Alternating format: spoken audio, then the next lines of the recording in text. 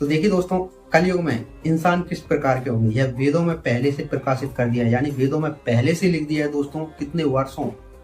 कितने वर्षों पहले जब से वेद बने तब से यह लिख दिया है दोस्तों कि कलयुग में इंसान किस प्रकार के होंगे, और वही उसी प्रकार के दोस्तों इंसान हैं कलयुग में। आप इन बातों को सुनिए, आप खुद समझ जाएंगे दोस्तों कि हाँ, यह चल रहा है कलयुग में, और कलयुग के इंसान किस प्रकार के होंगे आपको यह भी जानकारी मिल जाएगी दोस्तों जो वेद में लिखा है। तो यह बात सत्य है दोस्तों जो महाशिव पुराण में लिखा है। मैंने इन पर विचार किया है, लेकिन यह बात सत्य है दोस्तों जो इसमें बताई गई है, जो महाशिव पुराण में बताई गई है, जो मनुष्यों के बारे में, कलयुग के मनुष्यों के बारे में, वह पूरी बातें सत्य हैं दोस्तों। आप इनको सुनेंगे तो आप खुद विचार करेंगे दोस्तों कि हाँ, इस तरह के इंसान हैं कलयुग में, और यही चल रहा है, यही हो रहा है। इस टाइम पर भी दोस्तों यही हो रहा है, आगे चलकर तो इससे और घोर कलयुग आएगा तो और अधिक होगा दोस्तों। तो इन बातों को सुनिए दोस्तों, आखिर कलयुग के इंसानों के बारे में क्या लिखा है वेद में, महाशिव पुराण में। यह जानकारी आपको अच्छी लगे दोस्तों तो वीडियो को एक लाइक अवश्य कर देना, और ऐसी ही जानकारी के लिए दोस्तों मेरे इस चैनल को सब्सक्राइब अवश्य कर लेना, क्योंकि यह जानकारी मैं आपको सत्य दूंगा दोस्तों। मेरी हर वीडियो में आपको सत्य जानकारी मिलेगी। तो देखिए दोस्तों, आखिर कलयुग के इंसान किस प्रकार के होंगे वेद में यानी महाशिव पुराण में क्या बताया गया। यानी दोस्तों, कलयुग के इस तरह के इंसानों से आपको बचकर रहना है, यह मान लीजिए पहले से संकेत है दोस्तों। अब देखिए दोस्तों, मैं लाइव पढ़कर सुना रहा हूँ, आप सुनिए। घोर कलयुग आने पर मनुष्य पुण्य कर्म से दूर रहेंगे। ठीक है, जब घोर कलयुग आएगा तो मनुष्य पुण्य कर्म से दूर रहेंगे। ठीक है, यानी अभी तो ये मान लीजिए कि बहुत से लोग पुण्य कर्म कर रहे हैं, तो ये मान लीजिए अभी घोर कलयुग नहीं आया। ठीक है, तो यह एक संकेत है दोस्तों, ये समझिए। कलयुग में पुण्य कर्म से दूर रहेंगे लोग, यानी धर्म कार्य नहीं करेंगे। ठीक है, एक यह कार्य है। ठीक है, दूसरा है दोस्तों, दुराचार में फंस जाएंगे। दुराचार यानी दोस्तों दुष्कर्म। ठीक है, आप समझ रहे हैं, बुरे कर्म करेंगे, यानी पुण्य कर्म से दूर रहेंगे तो बुरे कर्म तो करेंगे ही दोस्तों। तो यह दूसरा कार्य।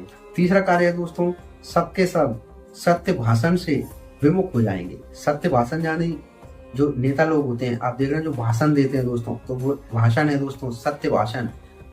नेता लोग अधिकतर सत्य नहीं बोलते दोस्तों, वो झूठे भाषण ही देते हैं। ठीक है, क्योंकि वह राजनीति रहती है दोस्तों। तो इस तरह के सत्य भाषण यानी दोस्तों आपसे जो भी बातें करेंगे वह सत्य बातें कम और झूठ बातें ज्यादा रहेंगी।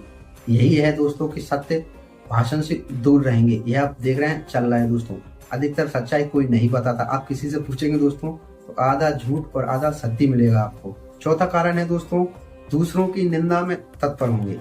दूसरों की निंदा में तत्पर होंगे, यानी दूसरों की निंदा में तो तत्पर है ही दोस्तों। आप देख रहे होंगे हमारे आस पड़ोसी या रिश्तेदार कोई भी हुए दोस्तों, उनकी निंदा में तत्पर हमेशा रहते हैं दोस्तों। यह लेडीजों में ज्यादा है, यानी इसकी बुराई करना, इससे इसकी बुराई करना, उससे उसकी बुराई करना, यह एक ट्रेंड सा चल रहा है दोस्तों।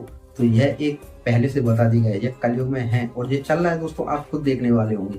दूसरों की बुराई पर तो तत्पर रहते ही हैं। पांचवा कार्य है दोस्तों, पराय धन को हड़प लेने की इच्छा करेंगे, यानी जो दूसरों का धन है उसको अपना ही समझेंगे, उसको हड़प लेने की, यह किस प्रकार मेरे घर आए यानी मुझे मिल जाए, इस तरह की इच्छा करेंगे। और यह आप देख रहे हैं ट्रेंड ये है, मान लीजिए दूसरे के धन पर नजर हमेशा रहती है दोस्तों, उसे अपना बनाने की।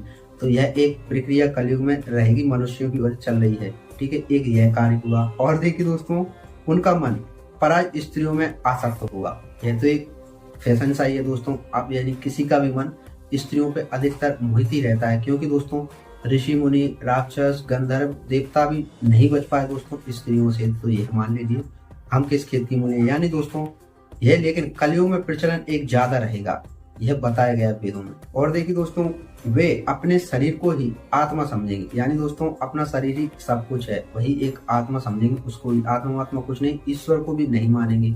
ठीक है, तो इस तरह के लोग भी होंगे कलयुग में, ईश्वर को भी नहीं मानेंगे, वे अपने शरीर को ही आत्मा समझेंगे। इसका अर्थ यही है दोस्तों, वे किसी को नहीं मानेंगे।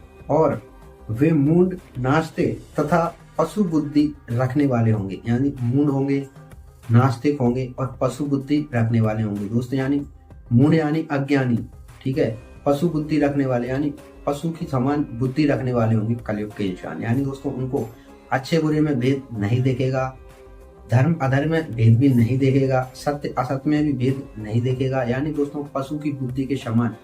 ठीक है, इंसान में एक ईश्वर ने ही सोचने और समझने की शक्ति प्रदान की है दोस्तों, अन्य किसी भी जानवर में या और किसी में यह शक्ति नहीं है दोस्तों, कि वह अच्छे और बुरे का भेद रख सके, यह केवल इंसान में दी है। लेकिन फिर भी वह कलयुग के इंसान मूल बुद्धि वाले होंगे दोस्तों, यानी पशु बुद्धि वाले। वह पशु के समान बुद्धि है उनमें, लेकिन फिर भी वह सोच विचार नहीं करेंगे और वह पशु की बुद्धि के समान ही रहेंगे।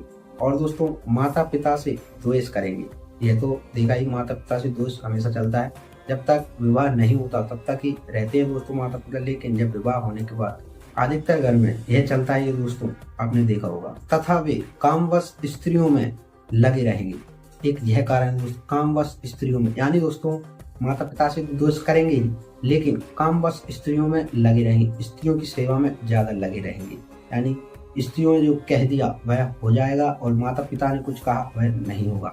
यानी स्त्रियों की सेवा में, उनकी सेवा श्रृंगार में, यह मान लीजिए उनके कामों में तत्पर रहेंगे, लगे रहेंगे। तो इस तरह के दोस्तों कलयुग में इंसान होंगे और यह पहले से वेदों में बता दिया दोस्तों। तो यह मान लीजिए यह सत्य है और आप देख रहे हैं ये सब घटना हो रही है दोस्तों इस समय, और आगे चलकर यह और बढ़कर और भयानक होंगी दोस्तों। तो इस तरह से दोस्तों आप ऐसे इंसानों से बचिए दोस्तों, और आप ऐसे विचार कम रखिए दोस्तों। सत्कर्म में रहिए, पूजा पाठ करिए दोस्तों। इस तरह से सत्कर्मों में लगे रहेंगे तो आपकी बुद्धि सही रहेगी दोस्तों, यह मान लीजिए। देखिए दोस्तों, अगर यह जानकारी आपको अच्छी लगी हो तो वीडियो को एक लाइक, और ऐसे ही जानकारी के लिए दोस्तों मेरे इस चैनल को सब्सक्राइब अवश्य कर लेना। चलिए दोस्तों, मिलते हैं नेक्स्ट वीडियो में किसी और नई जानकारी के साथ। तब तक के लिए जय श्री।